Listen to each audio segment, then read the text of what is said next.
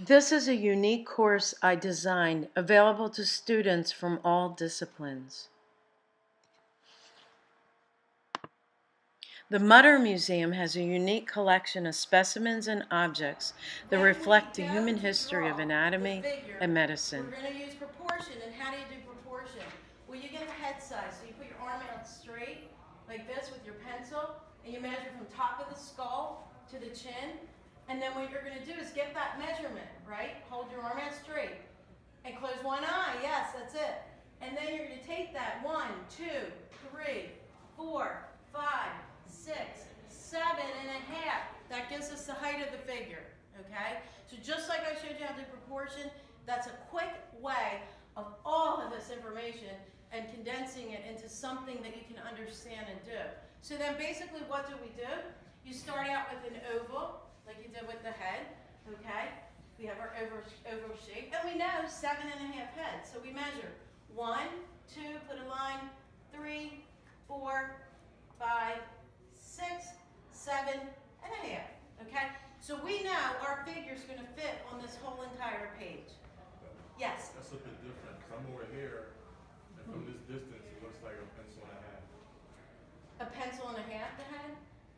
Because you were close, but from back here, if I'm closing one eye, it's different from me because of my distance. So it looks like 1.5 pencils from head to top.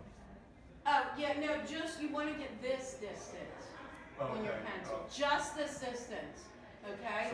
So if you stare and close one eye, you're going to get just this distance, okay? Which you take that one distance with your tool, put your thumb there, and then what you're going to do is take that distance and bring it through, okay? And go all the way down, okay?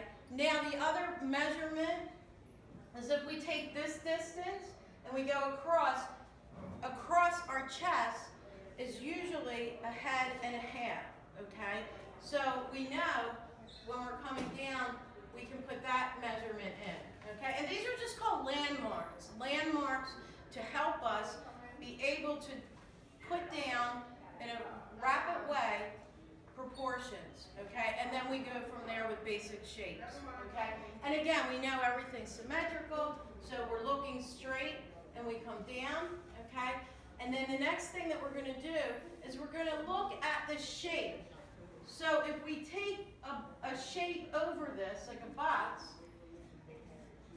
okay, and we measure, we know that the rib cage is again head and a half, okay, then we have the square. Then we come down to the basic shape of the pelvis, okay? So the pelvis is more of a rectangular shape, okay, and this is just very quick, okay? You're not worried too much here about detail and about accuracy. This is just a quick way of getting down the information to begin to understand the skeleton and get it down. Okay, so then the next thing we have is the sockets in the hip. And we know that if I were to bend this leg and bring it up, okay, that the distance from here, okay, with my shin is equal. So then quickly 1, 2, and then we have the foot. Okay, down, 1, 2, and we have the foot, okay? Then the next thing are the same thing with our arms. If I fold my arm, I know this is equal, okay? So again, we come down, 1, 2, and look where your hands fall. That's one of the things when people are drawing the figure, they don't realize that your hands come down into the middle of your thigh, okay? So again, this is very quick. The way I'm drawing is gesture, okay? So if I were drawing the skeleton, like posed in an action here, okay, I would very quickly draw, like, you know, arm up, get the back of the skull, put the leg in, okay, and down like that. If I were getting the movement of like a walking skeleton. And when we do gesture drawing and we're learning to draw the figure, this is what we do when we begin to get the energy, to get it down very quickly. Okay, then after that you get more into the study of the proportions. All right, everybody got that? Okay, any questions? Okay, so then the next thing that you're going to do. It's just, you don't have to draw every single ribbon here. I mean, later you can, do that when you want it more precise. But just for now, get the movement, get the line, the movement. What's happening up here with the clavicle bones, okay? We already drew the skull, so we know, divided in half. We know that the eyes fall in here halfway. We got the sockets. We got the nose halfway. We got the center of the lip, okay? And then you would look at the contour to draw the outer shape of that skull, okay? So then just keep moving down. And again, the bone shape. What do we see at the top? The rounded area coming down, okay? And then the shape of the bone, how that connects, okay? And then down into, you don't have to draw every single bone in the finger, but just basic, okay? We're getting down. Okay, then next, we come to that shape that we created, which was the triangular shape. And what are we going to do? We're going to look a little closer, like when I talked about contour, outer edge of the form. So you're going to look outer edge of the form. Okay, we see how the spine is in there, and we see how the pelvis comes up, the crest here and down. Okay, so up and down.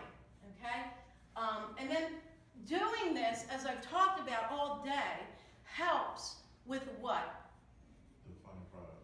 Exactly, exactly.